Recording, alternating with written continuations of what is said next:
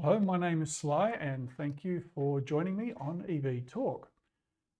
The video that you see behind me here was created a couple of months ago, and it was predominantly talking about the charging issues that people were seeing with the 12-volt auxiliary battery in the BYD Atto 3.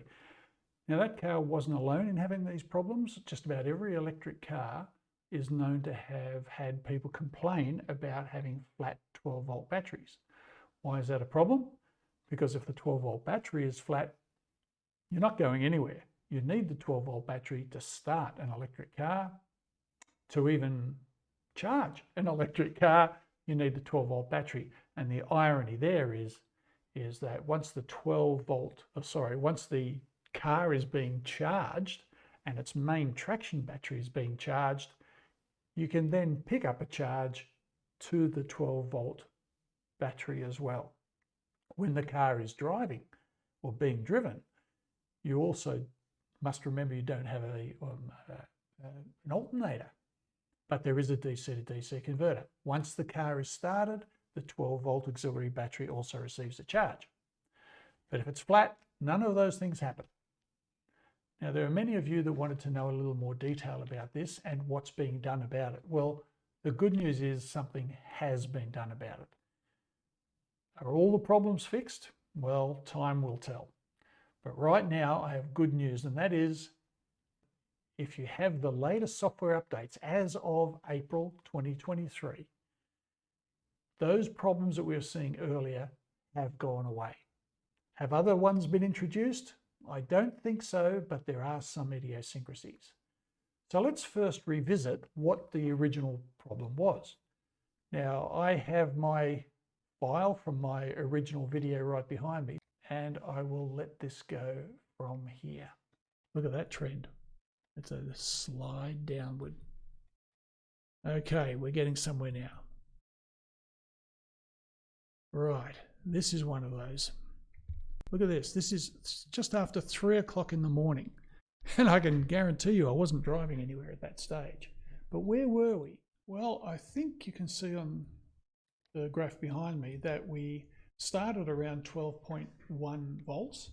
It sat there for a little while. You can see there was a couple of cycles where it started at or stayed at 12.1 volts, and then it did its magic thing. It did its internal self-charging, a la Toyota self-charging.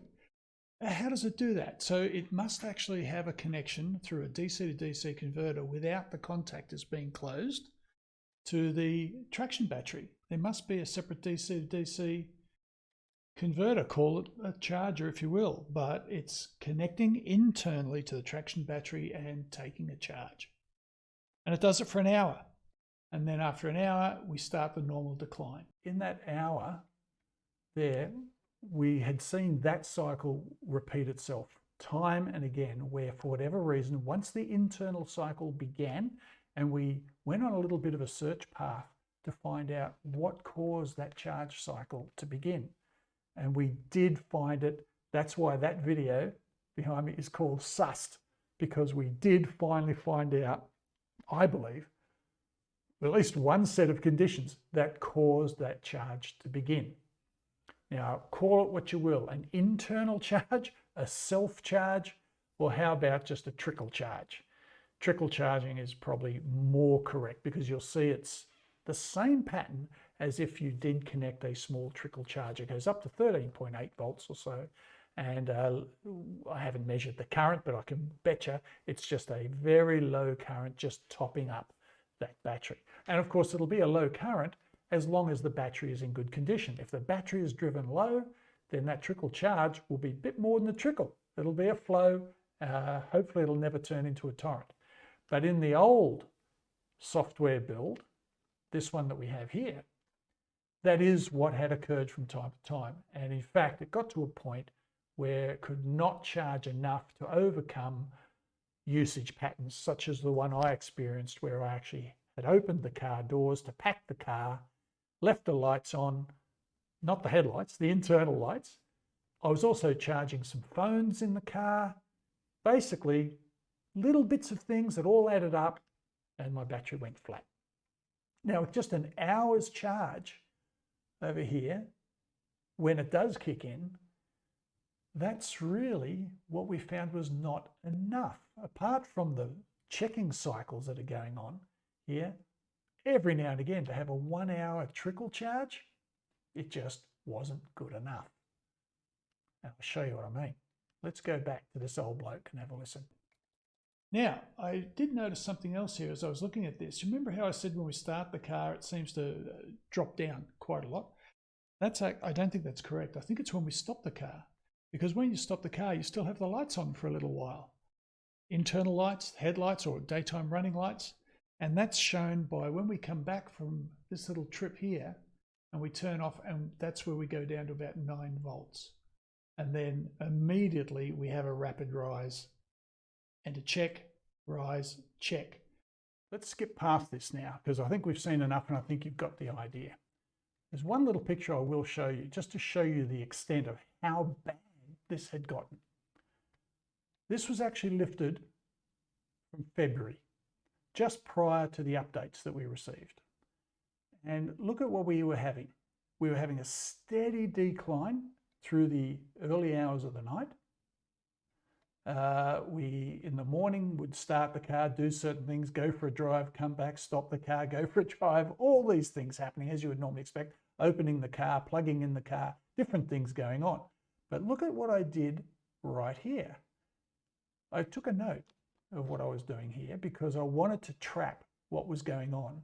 And I'm really glad that I had taken those notes because when I then looked at the graph for that day, I saw this decline. And this really worried me because, as I said, by this stage, I'd already been stuck without a battery. And I was looking for certain things that would happen. What was it? What were the things that would suddenly drive that battery down? Well, have a look at this. The wall charger ends charging, but remains plugged in. Now, many of you have been very interested in this particular issue.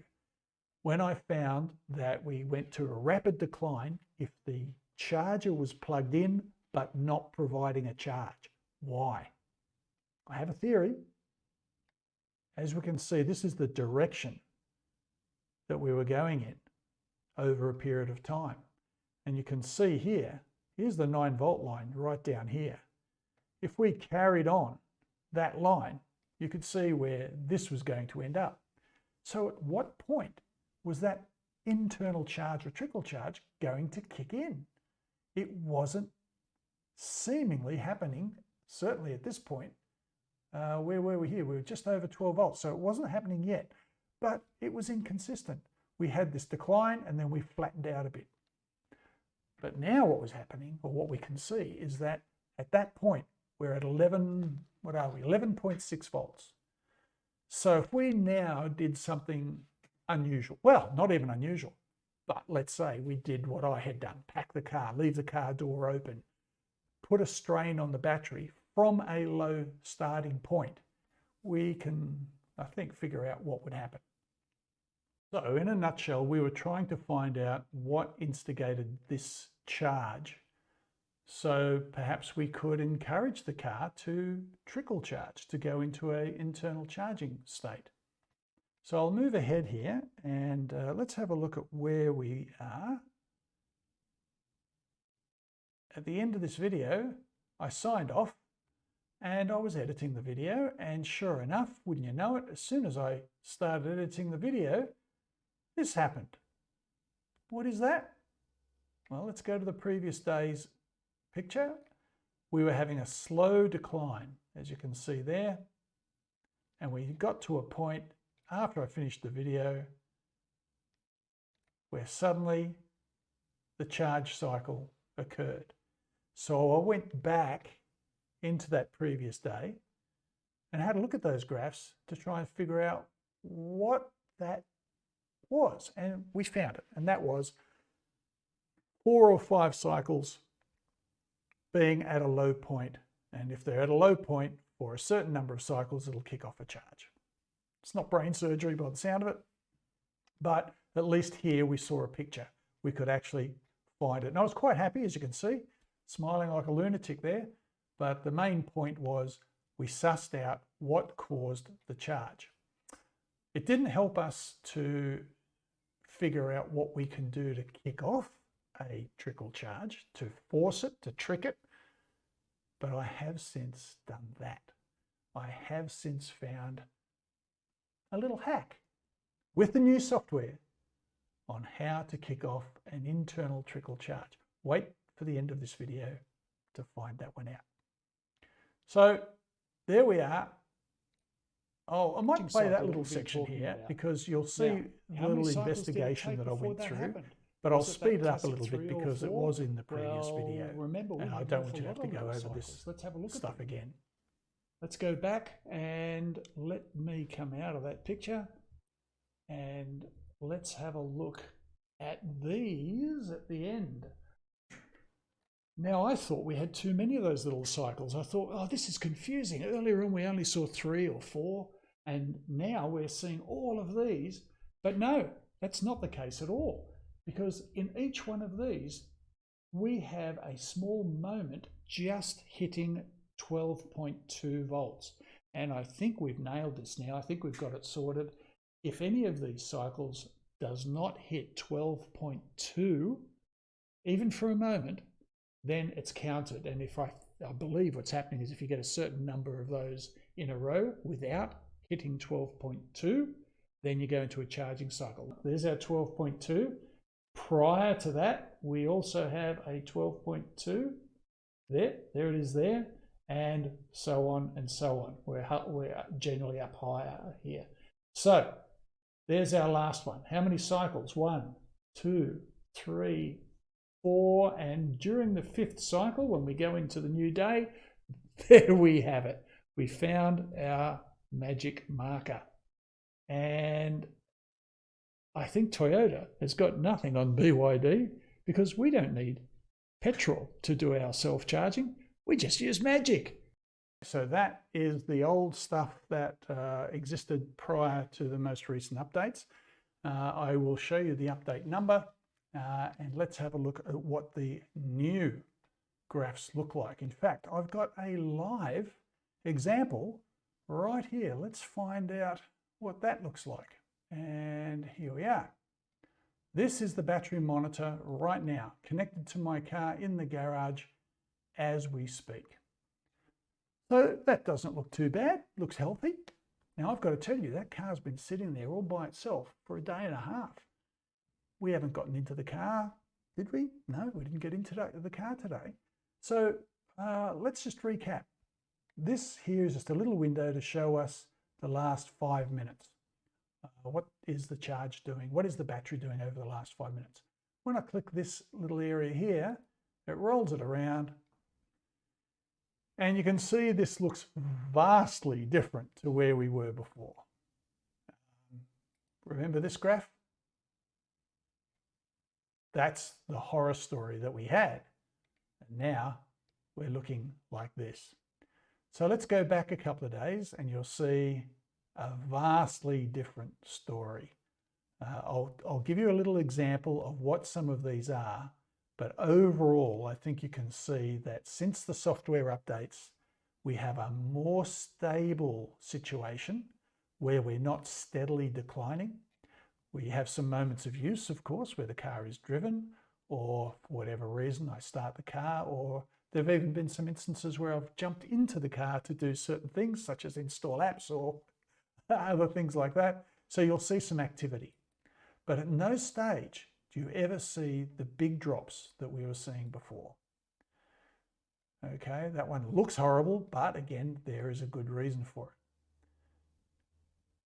And you can see that when there are some of these so-called checks or system checks being done, they're deeper and longer. So I think that goes a long way towards not doing many shorter checks. And because we're starting from a healthier place, when it does come back after having that drain, it's still sitting in a relatively good place. Like, for instance, we've jumped from 12.8 volts, so 12.8 prior to the check, to 12.65. So 0.15 looks bad on the graph, but in reality, that's only 0.15 of a volt after the check. Now, here's something else I want you to notice. Look at these up the top. What are we seeing here? Remember the 1 hour charge cycle that we had in the previous images? The charging cycle, if you remember, once the trickle charge kicked in, was for 1 hour. And we said we didn't think that that was enough, right? Now, not only are we starting from a healthier position, we're not dropping to as low a point before, for whatever reason, our internal trickle charge kicks in. And it kicks in for 2 hours. So starting at a better place, charging for longer. Pretty good. Now, there are other circumstances where the trickle charge kicks in. Remember I said I had a hack? I'm going to bring you that at the end of the video, and I'm going to prove it with my next video, and I'll link this video to that because I've really got to show it in action. But I guess one other thing I should mention is not only have I discovered this one situation where I can force the car to do a trickle charge, but there are other circumstances afoot where the car goes into a trickle charge that I don't understand. I don't know why it's done it. But if we scroll around here, let me see if I can find some dates in my notes. Now, this is interesting. That's longer than a 2 hour period, as is that. What's going on there? Well, at this point here, my partner and I hopped in the car and went for a drive. We went to a restaurant. And when we got to the restaurant, it looks like the trickle charge, because remember, it trickle charges whilst you're driving. If the car is on, you don't have to be driving. If the car only needs to be on, and the battery will trickle charge. So we hopped in the car and started the car, and immediately a trickle charge began. The restaurant is not that far up the road, certainly not, 2.5, 3 hours up the road. So what it appears to be is that the car wants to complete a minimum 2 hour trickle charge. It just seems that way. I can't prove it yet. But let me look at my notes. We drove to the restaurant, and at 15:37, we drove away from the restaurant. So 15:37. Now, 15:37 is here. That's when we drove away from the restaurant. So we restarted the car. So whilst the car was sitting in the car park at the restaurant, it completed an internal trickle charge, then stopped. And look how healthy the battery is at that point. Look at that, 13.06 volts. In the time it was sitting there, after it completed the trickle charge, there was no system check. There was nothing to drive the battery down. So it sat at its absolute best for that period of time, which is at least another, well, let's see. I mean, it dropped down at 14:35 and we took off at, see, just short of an hour. So is that the secret? That we had not interrupted that nice level of voltage because it finished its trickle charge and we restarted the car within an hour. Just lucky, not planned. So we again go into a trickle charge. And again, we're just not far down the road. So we head on down, did a few errands, but I left the car on. Zed ran out, did her errands, and the car stayed on. And then, of course, we got home. Somewhere in here, in fact, it mentions in here when I got home. Well, it doesn't say exactly when I got home, but what I do mention here is that when I came home, I immediately plugged the car in. So it maintained a charge until the window, which I have set inside the car to stop charging, and I should have mentioned that earlier. I have enabled scheduled charging. I'll explain that in a moment. 6 p.m, I turn the charge, or the car says, I don't want any more charge. Now that's probably about the time that the solar charger really isn't delivering anything anyway. Sometimes it does, but there's a few things I have to explain about that. Bottom line is, I've decided to put the car in control of the charging, and I've opened a window from 8 a.m. to 6 p.m. where it will accept a charge.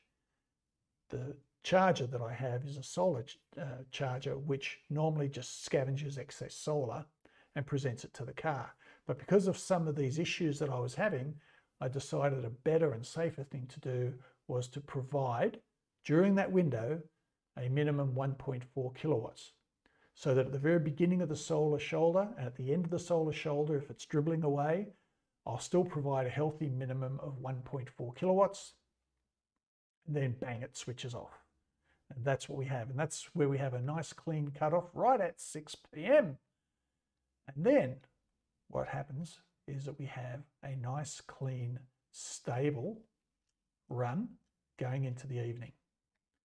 And overnight, something interesting happened here. Now, I mentioned there were a couple of little anomalies that I couldn't explain, and that was the previous one that I just had a look here. Whoops, that's my phone's notification.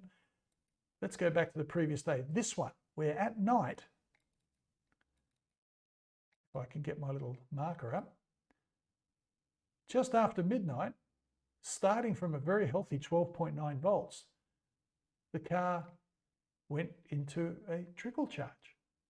And it stayed that way all the way through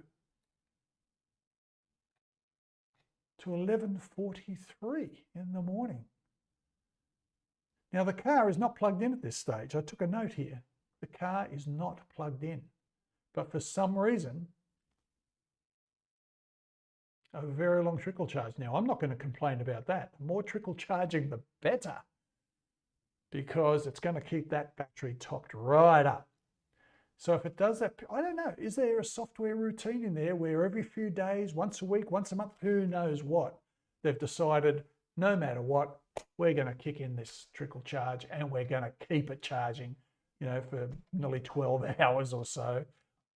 That's a long trickle charge. All right, so my secret now, let's go to a night of blackout where our suburb suffered a blackout. There. So the car voltage, the battery voltage in the car, the 12 volt auxiliary, was at 12.7 volts, something we would consider as quite healthy.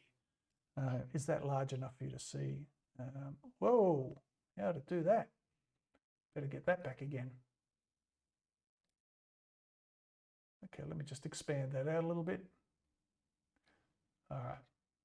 So I'm reading 12.7 volts. There was some sort of a system check done, or it was when I unlocked the car in order to plug this is the secret, drum roll please, the vehicle to load plug got plugged in. Why? I had some medical equipment that I needed to keep running during the blackout. And I think the Atto 3 could have saved my life, because look what happened. Not only did I get a steady 240 volts out of the car to my medical equipment, but I also had an internal trickle charge kick off at that same time. And if I go to the next day, look how steady that trickle charge is. Rock solid. And I caught it in the morning. I wanted to actually make sure that I could see the car do its charge start in the morning. And I should really check my notes because I'm not sure that happened. What have I got here? 8:29, unplugged the vehicle to load and plugged in the Zappy. And the Zappy said waiting for surplus. We actually did not have enough power to charge the car. So we had waiting for surplus coming up on our Zappy solar charger at that time. The thing I did want to show you is that all night we were on trickle charge. Now, remember, I just showed you a previous screen that did that by itself. Was this coincidence? Did it start trickle charging internally by itself, aside from the fact that I had plugged in the vehicle to load adapter? That's what I need to prove. And that'll be my next video. And I'll be singing Yahoo if that does happen, because that means that with a piece of equipment that is supplied with the vehicle, our vehicle to load adapter, we can just, from outside the car, do a little hack, you know what I call it? By plugging it in, and it'll start a trickle charge on the car and keep our battery in beautiful condition. Why wouldn't you do it if that works? Now you can try it at home if you want. You don't have to wait for my video, but do you have one of these battery monitors? I'll be doing this pretty quickly. In fact, maybe even straight after this video because I'm keen to find out. Anyway, I just want to say, have faith now in the BYD Atto 3's 12-volt battery, and it is just a simple lead acid battery. It's a little cranker. It's about the same size as what you would find in a Honda Jazz, you know, little 4-cylinder car, because that's what's on the market. They're the things that are readily available. They didn't put a lithium battery in there. They just put a little cranker in there. So it's not a deep cycle battery, which probably, in my view, would have been better for this situation. But I think they've fixed the bulk of the problem with this kind of charging cycle. So how good is that? So I'm calling this fixed, really. I mean, if you compare those first graphs to this one, I think BYD have done a stellar job in reviewing the software requirements for this charger. And I feel very safe now to say that I would have every confidence that the 12-volt battery system in the BYD Atto 3 is solid. And I think you should have that confidence too. So, thank you for watching my channel. And this is Sly signing off from EV Talk.